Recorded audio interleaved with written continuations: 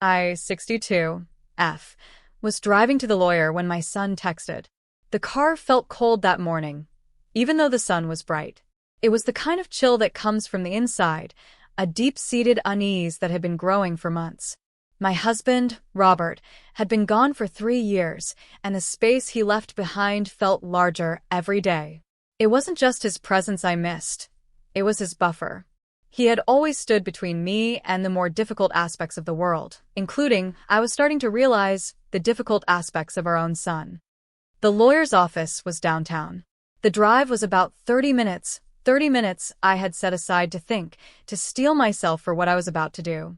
Changing a will felt like a final act, a betrayal of a future everyone had assumed was written in stone. But the stone had been chipped away, piece by piece, by my son, Daniel. He was 35, a man with a wife and a child of his own, yet he still acted like a teenager waiting for his allowance.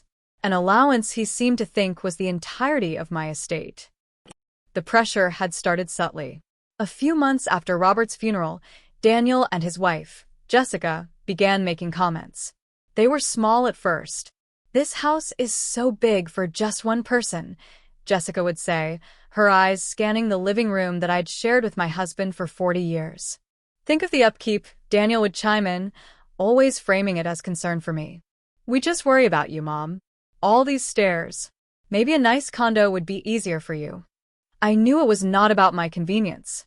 It was about the value of the house. They saw it not as a home filled with memories, but as an asset, a pile of cash waiting to be unlocked. Their dream, it seemed, was for me to sell my home, give them a significant portion of the money for their business ventures, and move into a small, manageable box somewhere out of their way. Last week, the pressure had become unbearable. Daniel had called me, his voice tight with a familiar, manufactured urgency. "Mom, we need to talk," he had said, dispensing with any pleasantries. "I've been looking at the market, and it's the perfect time to sell. We could get top dollar for the house right now." "Daniel, we've been over this," I said, my voice tired. I was in the garden, trying to enjoy the last of the autumn roses. "This is my home. I am not selling it. But it doesn't make financial sense for you to stay there," he insisted. "The property taxes alone are a huge drain. If you sold it, you could invest the money. We could invest the money. I have a contact, a guy who is doing amazing things with tech startups." "I am not interested in tech startups," I said firmly. "I am interested in living in my home." "It's not just your home, Mom," he said, and the line was finally crossed. "It's our family's primary asset. It's my inheritance. It's Lily's inheritance. You're being selfish by holding on to it." Selfish. The word echoed in my ears long after the call ended. For 40 years, Robert and I had worked. We built a life, a business, a home. We had given Daniel everything. A good education, a down payment for his own house, financial help whenever he asked for it. And now, I was selfish for wanting to live in the home my husband and I had built together. The home where we raised him. That was the moment I knew I had to do something. I called my lawyer, Mr. Harrison, the next morning and made the appointment. I was thinking about that phone call as I drove. The anger was still there, a hot coal in my chest. But underneath it was a deep, aching sadness. This wasn't the son I had raised. Or maybe it was, and I had just been blind to it, protected by Robert's optimism and his endless willingness to see the best in his boy. Robert had always been the soft one, the one who would slip Daniel a $100 bill when he was a teenager, saying, "Don't tell your mother." I was the one who had to enforce the rules, to teach him the value of money and hard work. It seemed I had failed. My phone buzzed in the cup holder. I glanced at the screen. It was a text from Daniel. My heart sank. I thought about ignoring it, just leaving it until after the appointment. But a morbid curiosity took over. I pulled over to the side of the road, the car idling under the shade of a large oak tree. I picked up the phone. The message was short, a command, not a request. It said, "Cancel the will." Just those 3 words. No, "Hi, Mom." No, "Please." No question mark. Cancel the will. I stared at the screen, reading the words over and over. A cold wave washed over me, colder than the chill I had felt earlier. It was the shock of it, the sheer audacity. He knew. He knew I had an appointment with my lawyer, and he was ordering me to cancel it. How did he know? I hadn't told him. I hadn't told anyone except my sister, Carol. And Carol knew how upset I had been after my last conversation with Daniel. Surely, she wouldn't have, but Daniel could be very persuasive. He could twist things, make it seem like he was the concerned son, just looking out for his aging mother who might be making a rash decision. The sadness I felt was profound. It felt like a physical weight pressing down on my chest. This text message was not just about money. It was about control. It was about his belief that he had the right to dictate my life, my decisions, my final wishes. He saw me not as his mother, but as a stubborn gatekeeper, a dragon sitting on a pile of gold that was rightfully his. My first instinct was to cry. The tears welled up in my eyes, hot and stinging. But then another feeling pushed through the grief. It was anger, a clear, sharp anger that burned away the sadness. He had no right. He had no right to my home, my money, or my decisions. And he certainly had no right to command me to do anything. I put the phone back in the cup holder. I took a deep breath. The tears subsided. My hands were shaking slightly, but my mind was clear. I was no longer just sad or angry. I was resolved. This text message had not deterred me. It had done the opposite. It had solidified my decision beyond any doubt. It was the final piece of evidence I needed that I was doing the right thing. But as I pulled back onto the road, a new thought began to form. Simply cutting him out of the will felt incomplete. It was a punishment, yes, but it didn't address the root of the problem. What was wrong with him? Why was he so consumed by greed, so lacking in empathy and respect? What had happened to the little boy who used to bring me hand-picked flowers from the garden? Robert had always said Daniel had a good heart, that he was just a little lost. "He'll find his way, Helen," he would say. But Robert was gone, and Daniel was more lost than ever. Simply disinheriting him would likely make him worse. It would fuel his sense of victimhood, his anger. He would paint me as the cruel, vindictive mother, and he would probably find plenty of people to believe him. No, I needed to do something more. Something that wasn't just about punishment, but about the problem itself. It was his mindset, his character that was flawed. And as I drove the last few blocks to Mr. Harrison's office, an idea began to take shape. It was a strange idea, perhaps even a cruel one in its own way. But it felt right. It felt just. I wasn't just going to change my will. I was going to add a very specific, very pointed clause. A clause that would address the sickness in my son's soul. I was going to offer him help, but on my terms. And it would be the only thing he ever got from me again. The office building was a familiar structure of glass and steel. I found a parking spot in the underground garage, the squeal of my tires echoing in the concrete space. I took a moment in the car, composing myself. I looked at my reflection in the rearview mirror. My eyes were a little red, but my expression was firm. I did not look like a victim. I looked like a woman who had made a decision. Mr. Harrison's office was on the 12th floor.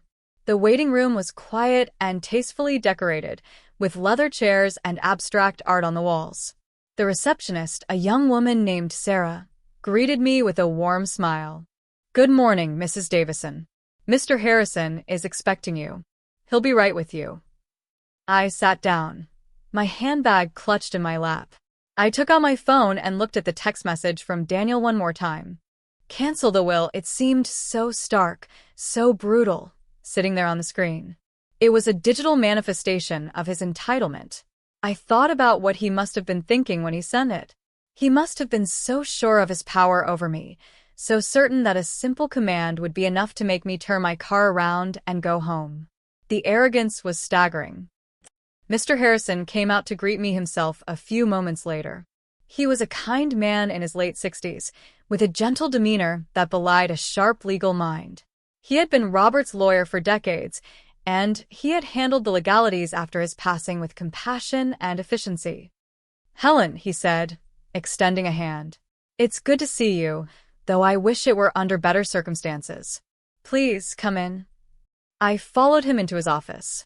It was a corner office with a large window overlooking the city. Books lined the walls, and a large mahogany desk sat in the center of the room. He gestured for me to sit in one of the comfortable chairs opposite his desk. Can I get you some coffee? Water, he asked. Water would be lovely, thank you, I said.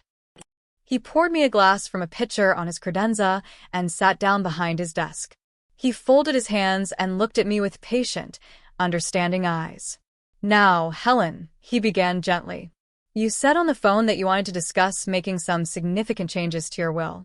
Before we get into the specifics, I want to make sure you're feeling clear-headed and certain about this. These decisions should never be made in haste or out of anger. I am not angry, James, I said, my voice steadier than I expected it to be. Or, at least, anger is not the primary emotion here. I am disappointed. And I am certain. Something happened this morning that removed any last shred of doubt I might have had. I picked up my phone from my lap and handed it to him. My son sent me this text message about 20 minutes ago while I was on my way here. Mr. Harrison took the phone and read the message. His eyebrows rose slightly. He read it again, then looked up at me, his expression shifting from professional concern to genuine alarm. My goodness, he said softly. Cancel the will. That's remarkably blunt. Blunt is one word for it, I replied, a bitter taste in my mouth. Demanding, controlling, and deeply disrespectful are a few others that come to mind. He handed the phone back to me. I see, he said, his tone more serious now. This certainly provides some context. Tell me what's been going on, Helen. Everything. And so I did. I told him about the constant pressure from Daniel and Jessica to sell the house. I recounted the conversation from last week, the one where Daniel had called me selfish for wanting to live in my own home. I described the feeling of being seen as an obstacle, a walking bank account that refused to be cashed in. I explained how their concern for my well-being always seemed to circle back to their own financial desires. He's always been this way, to some extent, I admitted, the confession feeling heavy in the quiet room. Robert spoiled him. He loved him so much, and he couldn't bear to see him unhappy or wanting for anything. When Daniel wanted a new car in college, Robert bought it for him, even though I thought he should earn it himself.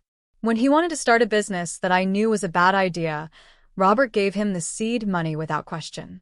The business failed within a year, of course. Robert always thought he was helping him, but now I see he was crippling him. He taught Daniel that he never had to face consequences, that he could always expect a handout. Mr. Harrison listened without interruption, his gaze never leaving my face. He nodded occasionally, a small gesture of understanding. When I finished, the silence in the room was thick with unspoken sadness. I see the pattern, he said finally. And now that Robert is gone, Daniel expects you to step into that role, to be the endless source of funds. Exactly, I said. And when I refuse, I'm the selfish one. I'm the one betraying the family. And this text message, he said, gesturing toward my phone. How do you think he knew you had this appointment? I only told one person, I said, my voice dropping. My sister, Carol. Daniel's aunt. She and I are very close, or I thought we were. I called her after my last fight with Daniel, and I was very upset. I told her I was going to see you to change the will. She tried to talk me out of it. She said I was overreacting, that Daniel was just stressed about money and didn't mean what he said. And you think she told him? Mr. Harrison asked. I can't imagine how else he would know, I said. Carol adores Daniel. She's always taken his side. She probably thought she was doing the right thing, that telling him would give him a chance to fix things with me before I did something drastic. She doesn't see the manipulation. She just sees her nephew struggling. Families can be complicated, Mr. Harrison said with a sigh. The lines between helping and enabling can become very blurred. So let's talk about the will. Your current will, as I recall, leaves the entire estate to Daniel, to be held in trust until he reaches the age of 40, with you as the trustee. If you were to pass before then, I would step in as trustee. That was Robert's idea, I said. He thought it would force Daniel to be more responsible if he couldn't get his hands on all the money at once. A sound idea, in principle, Mr. Harrison agreed. But it seems Daniel is not interested in waiting. What changes do you want to make? I took a deep breath. I want to remove Daniel as the primary beneficiary. Mr. Harrison nodded slowly. I thought that might be the case. And who do you wish to name as the new beneficiary? My granddaughter, Lily. I said without hesitation. She's only 6 years old. I want everything to go into a trust for her. A trust that is airtight. I don't want Daniel or Jessica to be able to touch a single cent of it. I don't want them to be the trustees. I want a neutral third party, a bank or your firm, to manage it for her until she's old enough to be responsible. Maybe 30 years old. 30 is a good age, Mr. Harrison said, making notes on a legal pad. It gives her time to finish her education, start a career, and mature. We can certainly structure the trust that way. It's called a generation-skipping trust. It's quite common in situations like this. We can appoint a corporate trustee to manage the assets professionally and impartially. They would be legally obligated to act in Lily's best interest, and only her best interest. Good, I said, feeling a sense of relief. That's what I want. I want to protect her future from her parents' greed. We can also include provisions for her education and health expenses before she turns 30, he added.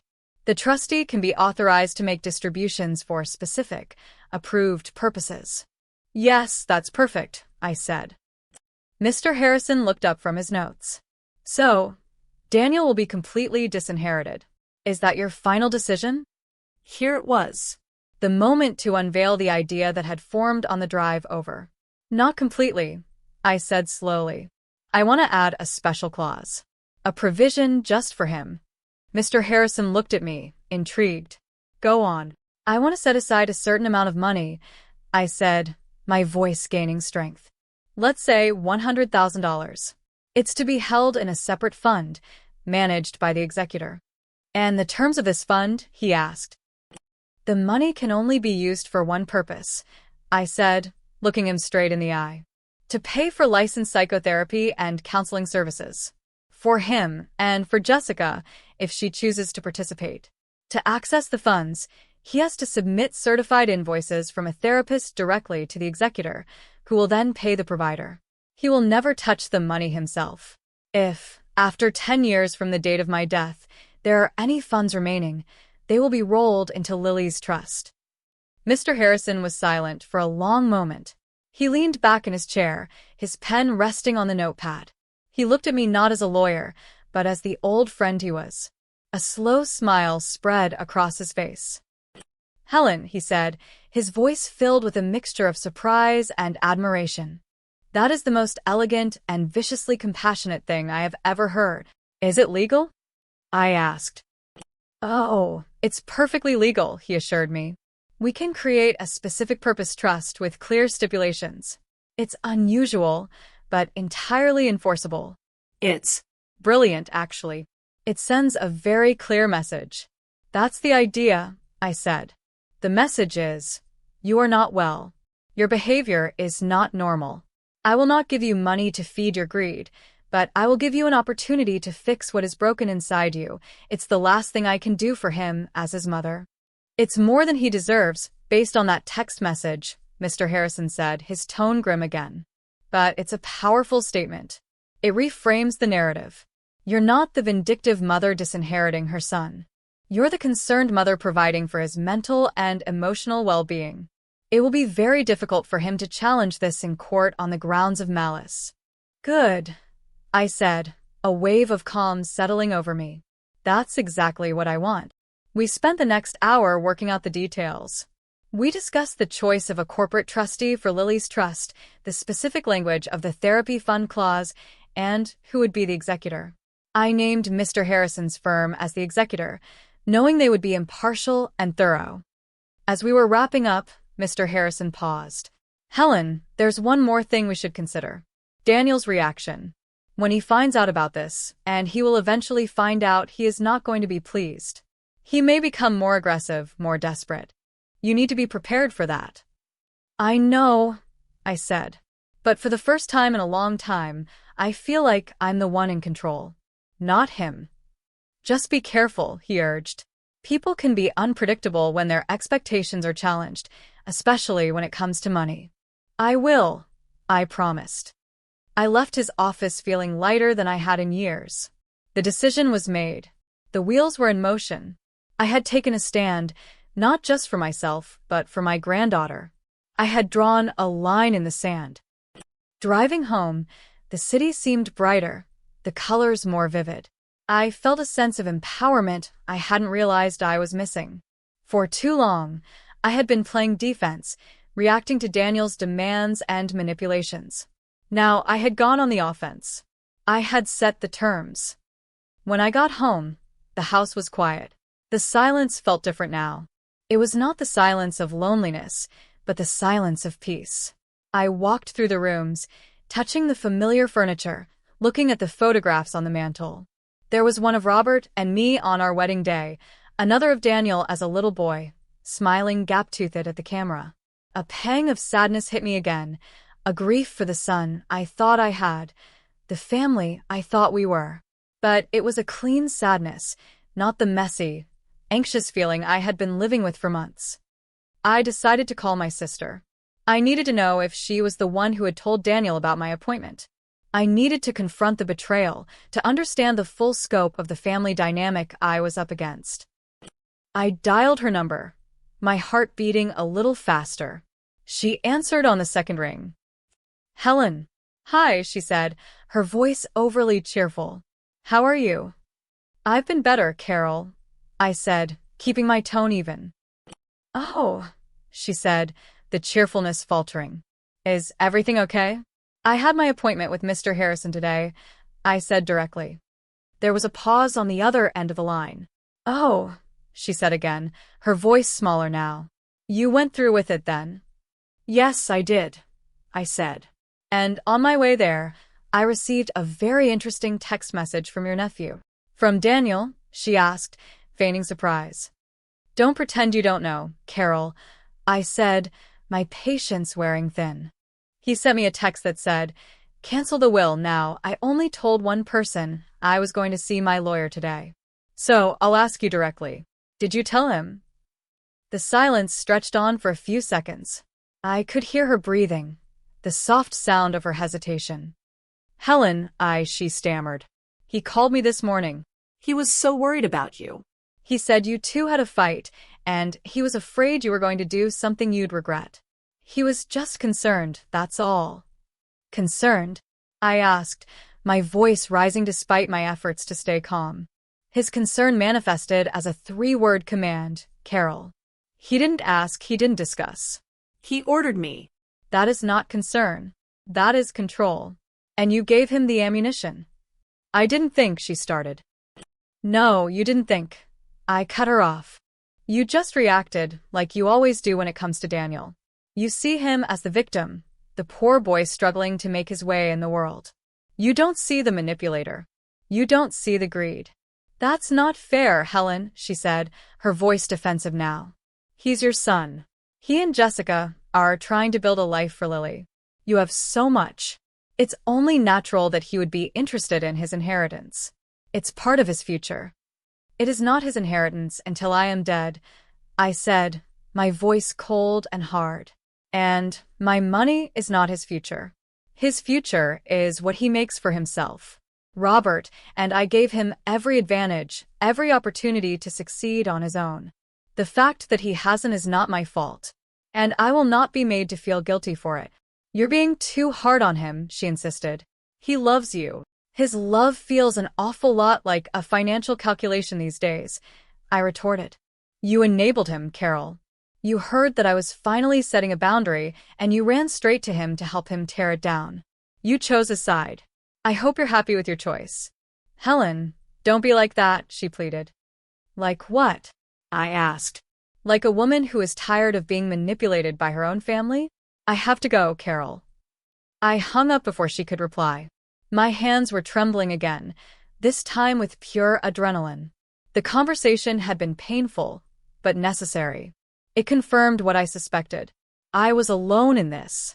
My own sister was complicit in Daniel's campaign of pressure and entitlement. She was a willing participant in the narrative that I was the unreasonable one, the selfish dragon hoarding the family treasure. The feeling of isolation was chilling, but it was also clarifying. There were no more blurred lines, no more doubts. It was me against them, and I had just made my first move. Over the next few days, a strange sort of peace descended on the house. I didn't hear from Daniel or Jessica. I didn't hear from Carol. The silence was a relief. It gave me time to think, to process everything that had happened. I spent time in my garden, pulling weeds, my hands in the soil. It was grounding. It felt real, tangible, unlike the slippery, manipulative world of my son's expectations. But a nagging thought kept bothering me. The text message. It was so bold, so certain. It wasn't the message of a son who was merely concerned. It was the message of someone who felt he had a right, a deep-seated conviction that my assets were his to control. And it bothered me that he seemed to have no fear of my reaction. It was as if he believed he held all the cards. This thought led me down a new path of inquiry. I started thinking about my finances. I had always been careful with money, but Robert had handled most of the investments and larger financial planning.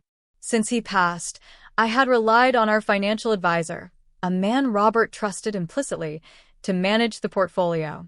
I received my statements every month, and everything always looked to be in order. But Daniel's audacity made me wonder. Had I missed something? Was there more to his desperation than just wanting me to sell the house? I decided to take a closer look at my bank statements. Not just the summaries, but the detailed transaction histories. I spent an entire afternoon at my dining room table, a stack of papers in front of me, a pen in my hand. I went through them line by line, month by month, for the past year. At first, everything seemed normal. The mortgage payments, the utilities, the property taxes, my credit card bills, transfers to my savings account. It was all predictable, all accounted for.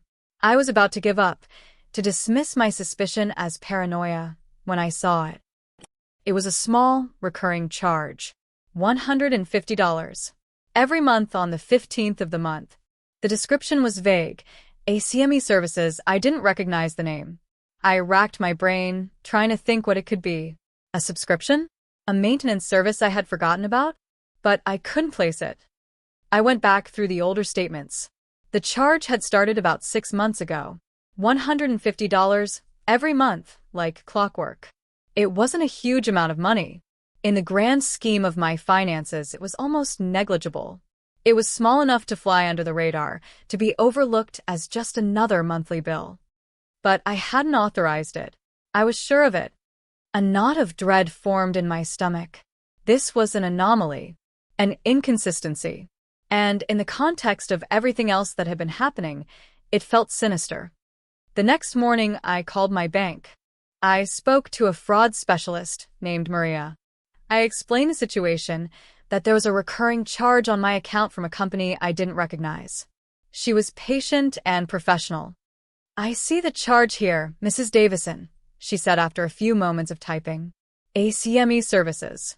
It's set up as an automatic debit." "I don't remember setting that up," I said. "Can you tell me anything more about this company?" "Let me see," she said. "The information is limited. It's a registered business, but there's no public website or phone number listed in our system. It just has a routing number and an account number for the transfers." "Can you stop the payments?" I asked. "Of course," she said. "I can put a stop payment on it right now. And I would recommend we issue you a new debit card and change your online banking password, just as a precaution." "Yes, please do that," I said. "I can also open an official fraud investigation," she offered. "We can attempt to trace the funds and find out who owns the receiving account. It can take some time, but we can often get to the bottom of it." "Please do that," I said, my voice firm.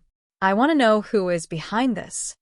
After I hung up with the bank, I sat in my kitchen, the morning sun streaming through the window, and I felt a new level of cold dread. This was different.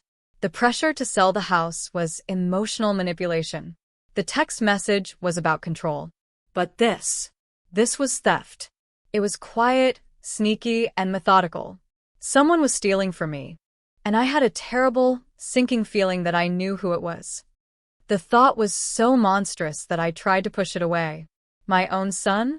Would he really steal from me? Steal from his own mother? It seemed impossible. And yet, who else had access to my financial information?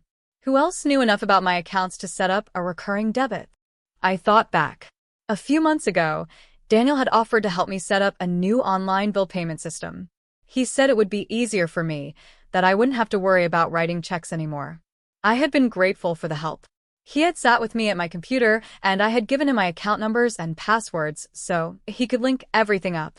I had trusted him completely. The memory made me feel sick. I had welcomed the fox into the henhouse. I had handed him the keys. The dread was quickly replaced by a white-hot fury. The sheer, calculated deception of it was breathtaking. He had pretended to be the helpful son, all the while setting up a system to siphon money from my account. And the amount, $150. It was so clever. Small enough that I might not notice it, but over time, it would add up. $1,800 a year. It wasn't a fortune, but it was a steady stream of my money flowing directly to him. This changed everything. This was no longer just a family drama about inheritance and entitlement. This was a crime. My first instinct was to call him and scream at him, to demand an explanation. But I stopped myself. What would that accomplish? He would deny it. He would lie. He would twist it, just like Carol had, and make it seem like I was the one who was confused or mistaken. He would gaslight me. No. I needed proof. Hard, undeniable proof. The bank's investigation was a start, but I couldn't just sit and wait. I needed to be proactive. I thought of Mr. Harrison. He had warned me that Daniel might become more desperate.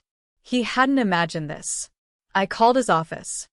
"James," I said when he came on the line. "It's Helen.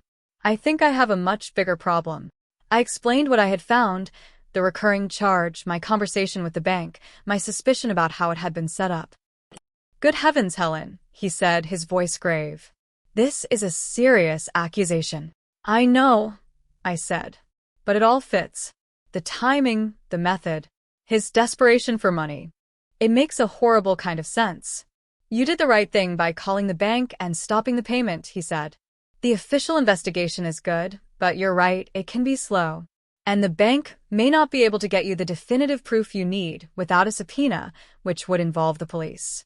"I don't want to go to the police," I said quickly. "Not yet. He's still my son. I want to handle this myself if I can." "I understand," he said. "But you need to protect yourself. And you need concrete evidence. If you want to confront him, you can't go in with just a suspicion. He'll deny it, and it will be your word against his." "So what do I do?" I asked, feeling a little lost. "I have a suggestion," he said after a moment's thought. "I know a private investigator. A very good one. He's discreet, thorough, and he specializes in financial investigations. He can often uncover information that official channels can't, or at least he can do it much faster. He can trace the ownership of that shell company, ACME Services.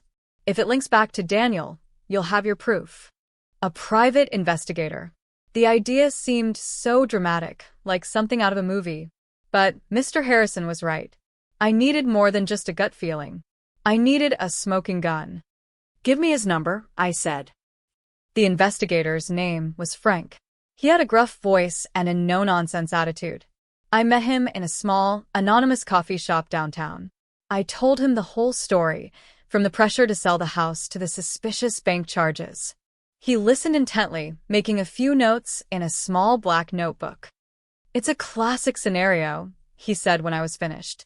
"Family, money, and entitlement. It's a toxic combination. You'd be surprised how often we see this." His cynical assessment was strangely comforting. I wasn't alone. This wasn't some unique family curse. It was a common, ugly pattern of human behavior. "Do you think you can find out who owns this company?" I asked. "ACME Services," he said with a grim smile. "It's a generic name, designed to be overlooked. Probably a shell corporation, set up for the sole purpose of receiving these funds. But they always leave a trail. A digital footprint, a paper trail. It might take a little digging, but I'll find it. How long will it take? I asked. Give me a week, he said. Maybe less. I left the coffee shop feeling like I had taken another crucial step. I was no longer just reacting. I was building a case. I was gathering my weapons for the confrontation that I knew was inevitable. The week that followed was one of the longest of my life. I tried to go about my normal routine, but a sense of tense anticipation hung over everything. Every time the phone rang, I expected it to be Daniel, demanding to know why his monthly payment hadn't come through. But he never called. The silence from his end was deafening. It was the silence of a thief hoping his crime has gone unnoticed. I spent a lot of time thinking about Robert. What would he have done? He would have been heartbroken. He would have confronted Daniel, not with anger, but with a deep, sorrowful disappointment. And Daniel would have cried and sworn it was a mistake, a misunderstanding. And Robert, in his infinite, misguided love, would have forgiven him. And nothing would have changed. I knew then that I had to be stronger than Robert had been. I had to do what he could not. I had to enforce a real consequence. My love for my son had to include the hard love of accountability. On the 5th day, Frank called. "I've got something for you, Mrs. Davison," he said, his voice flat and professional. "Can you meet me?" We met at the same coffee shop. He slid a manila envelope across the table. "It's all in there," he said. My hands trembled as I opened the clasp. Inside were several pages of documents. Bank records. Business registration forms. ACME Services was registered 8 months ago, Frank explained, pointing to a line on one of the forms. It's a limited liability company. The registered agent and sole officer is listed right there. I followed his finger, and there it was in black and white. The name I knew I would see, but had dreaded seeing. Daniel Robert Davison. My son. The report went on. It showed the business address for the LLC was a post office box he had rented. It showed the bank account for the company was linked to his personal checking account. The $150 a month from my account went into the ACME account, and from there, he transferred it to himself. It was a clear, undeniable trail of theft. I looked up at Frank. I couldn't speak. The proof was so cold, so clinical. It stripped away any possibility of misunderstanding, any room for excuses. The report also includes records of his other spending, Frank said gently, seeing the shock on my face. He's in significant debt. Credit cards, a personal loan. It looks like he's been living well beyond his means for some time. This little scam of his wasn't funding a lavish lifestyle. It was barely keeping his head above water. That somehow made it worse. It wasn't for some grand, ambitious scheme. It was for a series of small, foolish choices. He was stealing from his mother to pay for a life he couldn't afford but felt entitled to. "Thank you, Frank," I managed to say, my voice hoarse. This is exactly what I needed." "What are you going to do?" he asked. I looked down at the report in my hands. It was a weapon. A powerful one. I could take it to the police and have my son arrested. The thought was horrifying, but I didn't dismiss it entirely. It was an option. A final, desperate option. But first I would give him one last chance. A chance to face me. A chance to confess. "I'm going to call a family meeting," I said, my voice hardening with a new resolve. "It's time for everyone to see my son for who he really is." I went home and sat with the report for a long time. The grief was immense, a physical ache in my chest. This was the definitive death of the son I thought I had raised. The little boy with the gap-toothed smile was gone forever, replaced by a common thief. But as the hours passed, the grief began to recede, replaced by a cold, clear purpose. I was not just a victim here. I was the matriarch of this family, the one left to clean up the mess Robert's blind love had created. I would not let Daniel's sickness destroy everything we had built. I would not let his weakness compromise his daughter's future. I made a quiet promise to myself, there in the silent house. I would not be weak. I would not let emotion cloud my judgment. I would see this through to the end. The next day, I made the calls. I called Daniel first. Daniel, I said, my voice carefully neutral. I'd like you, Jessica, and Carol to come over for dinner on Saturday night. There are some things we need to discuss as a family. Some future plans I want to share. Oh, he said, a note of triumph in his voice. I could hear the smirk on his face. He thought I was finally caving. He thought his pressure campaign, his text message, had worked. Okay, Mom, we'll be there. It's about time you started thinking rationally about this. Saturday at 7 then, I said, and hung up before he could say more. I called Carol next. She was hesitant, still smarting from our last conversation. But when I mentioned that Daniel and Jessica would be there and that it was about my future plans, her curiosity got the better of her. She agreed to come. The trap was set.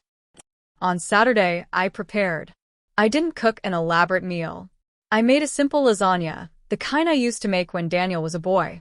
A small, cruel part of me wanted to remind him of the mother he was betraying. I set the dining room table, not the casual kitchen table. I wanted the setting to be formal, serious.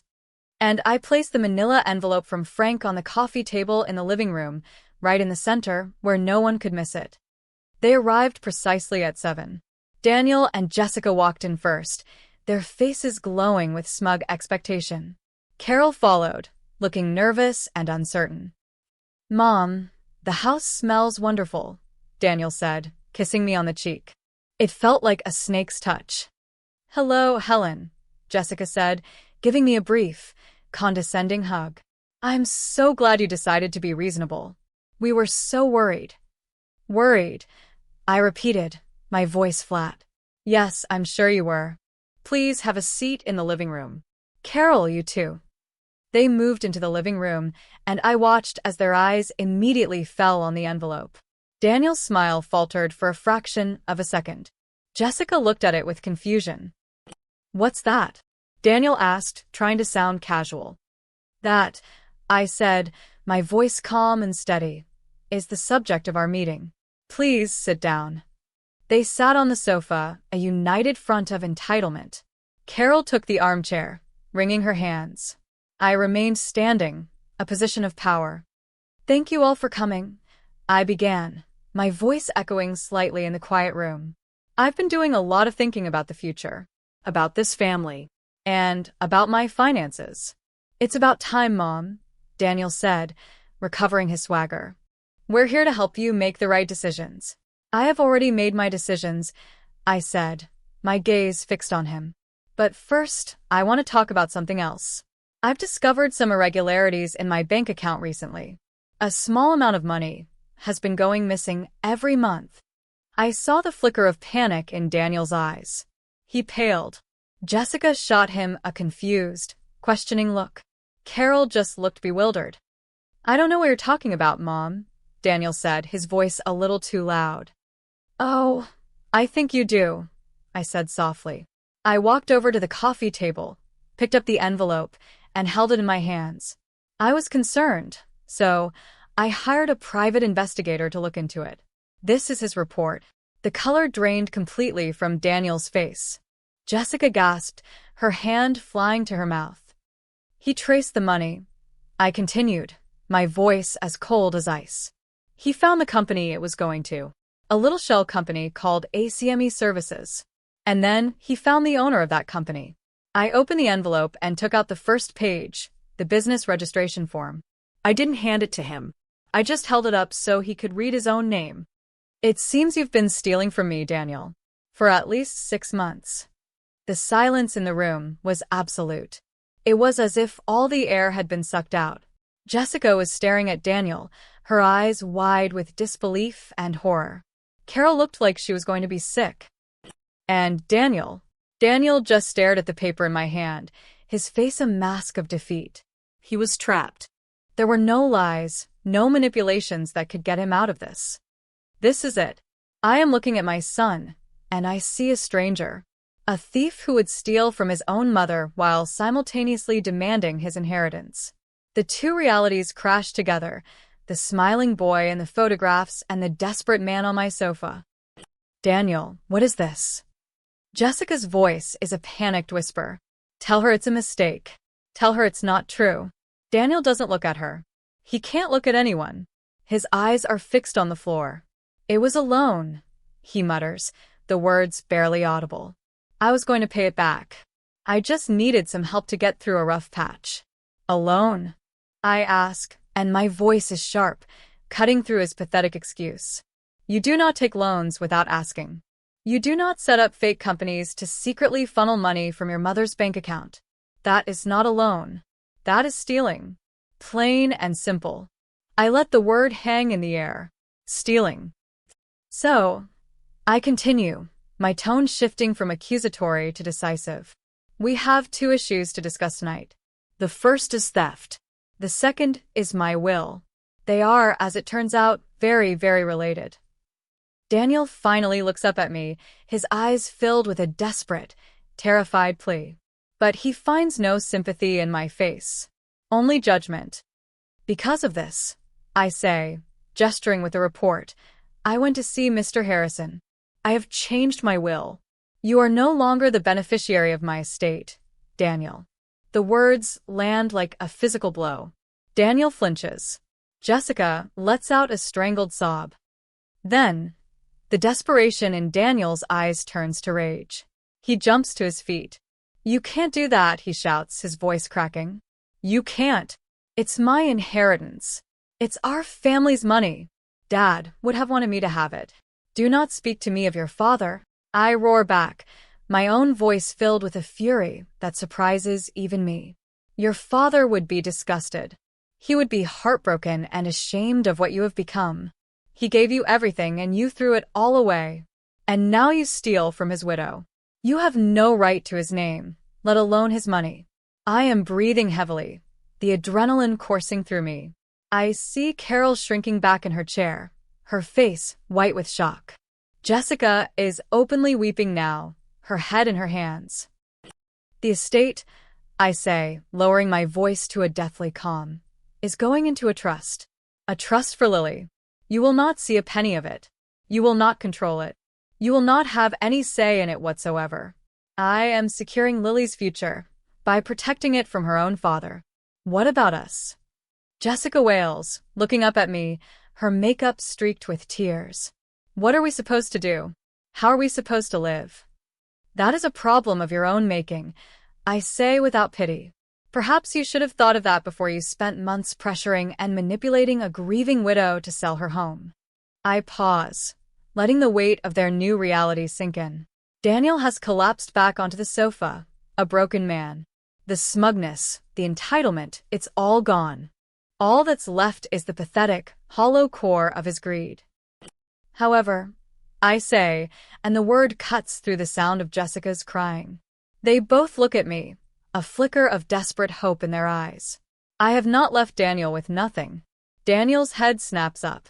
A fund? He asks, his voice a raw whisper. You set up a fund for me? The hope in his face is so naked, so pathetic. Even now, after everything, he thinks there might be a loophole. A handout. Yes, I say, and I let a cold smile touch my lips. I have set up a fund. A $100,000 fund, to be exact. He stares at me, his mind racing, calculating. I can see it in his eyes. He thinks he's won something back. It can only be used for one thing. I continue, shattering his hope into a million pieces. It is a fund to pay for therapy. For you, and for Jessica. Because this behavior, this sickness that makes you lie and steal and manipulate the people who love you, it needs to be treated.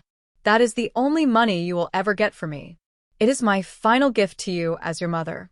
An opportunity to get well. The reversal is complete. The hope in his eyes dies, replaced by a look of utter, profound defeat. Jessica just stares at me, her mouth agape, as if she can't comprehend what I've just said. The therapy fund is not a reward. It is a diagnosis. It is a judgment on their character, codified in a legal document.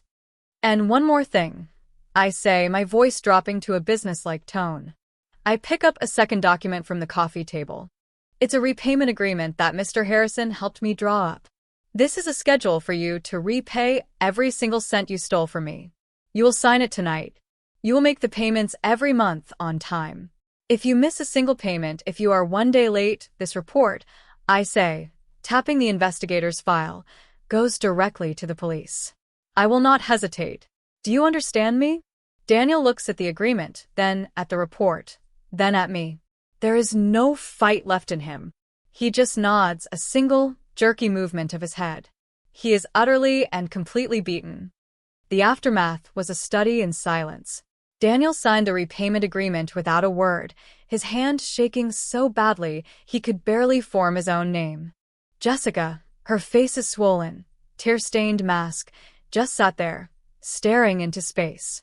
They left soon after, not looking at me, not saying goodbye. They moved like ghosts, their smug confidence replaced by a shroud of shame. Carol stayed behind. She sat in the armchair, looking small and old. The lasagna sat untouched on the dining room table, a sad monument to a family dinner that never happened. "Helen," she whispered, her voice trembling. "I'm so sorry. I had no idea. I swear, I had no idea he was stealing from you. I thought he was worried, stressed. I never would have." "You enabled him, Carol," I said, my voice devoid of anger now, filled only with a weary sadness.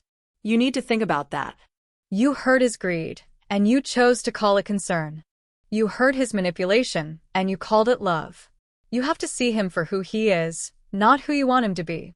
She started to cry, silent tears rolling down her wrinkled cheeks. What he did. It's unforgivable. "Yes," I said. "It is." She left a few minutes later, her apology hanging in the air. I was alone again in my quiet house. I cleared the dining room table, scraping the untouched lasagna into the trash. It felt symbolic. I was clearing away the old, rotten version of my family. The next few days were a blur of administrative tasks that felt like emotional milestones. I took the signed repayment agreement to Mr. Harrison. He had it notarized and filed. He agreed to act as the receiving agent for the payments, so I would not have to interact with Daniel directly. "You handled that perfectly, Helen," he said, his voice full of respect. "You were strong and decisive. You gave him a consequence, but you also gave him a path forward, if he chooses to take it." "The therapy fund, you mean," I said. "Yes," he said. "It's a lifeline. Whether he grabs onto it is up to him." Jessica called me a few days later. She was sobbing so hard I could barely understand her. "Please, Helen," she begged. "Please don't go to the police. Daniel is a wreck. He's ashamed. We'll pay you back, I promise. Every penny." "I have no intention of going to the police, Jessica," I said, my voice cool. "As long as the payments are made on time." "And the will," she whispered. "Is there any way? For Lily's sake." "The will stands," I said firmly. "I am protecting Lily. The best thing you can do for her sake is to use the therapy fund. Both of you. You need to figure out why you thought any of this behavior was acceptable." She didn't have an answer for that. We ended the call. A week later, I received a one-line email from Daniel's account. It said, "The first payment has been transferred to Mr. Harrison's office." There was no apology. No remorse. Just a cold statement of fact. I realized then that he wasn't sorry for what he did. He was only sorry he got caught. I began to make changes in my own life. I had the locks on the house changed. It was a small thing, but it felt significant. I was securing my space, my sanctuary. I blocked Daniel's and Jessica's numbers from my phone. I sent them a brief email, stating that all future communication regarding finances or visitation with Lily was to go through Mr. Harrison. Seeing Lily was the hardest part to navigate. I loved my granddaughter, and I didn't want to punish her for her parents' sins. I had Mr. Harrison arrange a formal visitation schedule. I would pick her up on Saturday mornings and we would spend the day together, just the two of us. The first few times were awkward. Daniel would bring her to the door, his eyes downcast, and hand her over without a word. But once Lily and I were alone, things felt normal. We baked cookies, We worked in the garden, we read stories.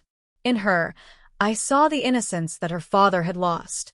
I opened a separate educational trust for her, one that was completely ironclad, ensuring that her parents could never use her as a pawn in their financial games again. I reconnected with my own friends, people I had neglected while I was consumed with the family drama. We went out for lunch, joined a book club, took a weekend trip to the coast. I was rediscovering my own life, my own identity outside of being Robert's wife and Daniel's mother. I was Helen, and Helen was strong. Months passed. The payments from Daniel arrived at Mr. Harrison's office every month on time. I never heard if he or Jessica ever used the therapy fund. I suspected they wouldn't. Their pride would likely never allow them to admit they needed help. The money would probably sit there, untouched, until it was eventually folded into Lily's trust. One evening, I was sitting in my living room, looking at the old photographs on the mantel. My eyes rested on the picture of Robert, his kind, smiling face. I thought about how he had always tried to shield Daniel from the harsh realities of the world, from the consequences of his own actions. He had done it out of love, a deep and powerful love. But it had been a damaging love. It had created a man who believed the world owed him everything. I realized that my final act of love for my son was the complete opposite of his father's. It wasn't about giving him what he wanted. It was about giving him what he needed, a hard boundary, a painful truth, a devastating consequence. The therapy fund wasn't an act of revenge, not really. It was a last, desperate attempt at being a mother, at trying to heal a wound I had finally acknowledged was there. They had finally learned what it feels like to be small, to be powerless, to have your future dictated by someone else. They had learned that my love, while deep, was not a blank check. I had stopped giving warnings and started setting consequences. And in the quiet that followed, in the peaceful solitude of my own home, I finally found my freedom.